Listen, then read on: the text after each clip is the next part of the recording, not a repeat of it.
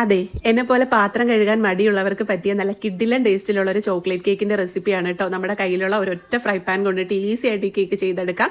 Recipe ഇപ്പം തന്നെ save ചെയ്ത് വെച്ചോളൂ. പാനിലേക്ക് മൈദാമാവ്, കൊക്കോ പൗഡർ, പൊടിച്ച പഞ്ചസാര, ബേക്കിംഗ് പൗഡർ, ബേക്കിംഗ് സോഡ, ഉപ്പ് എന്നിവ ചേർത്ത് നന്നായിട്ട് മിക്സ് ചെയ്ത് കൊടുക്കാം. ഇനി ഇതിലേക്ക് കോഴിമുട്ട, vanilla essence, melted butter, milk എന്നിവ ചേർത്ത് കട്ടയില്ലാണ്ട് നന്നായിട്ട് മിക്സ് ചെയ്തെടുക്കണം. ഇൻഗ്രീഡിയൻസിന്റെ അളവൊക്കെ ഞാൻ ഡിസ്ക്രിപ്ഷനിലോ കമന്റ് ആയിട്ടോ പിൻ ചെയ്യാം.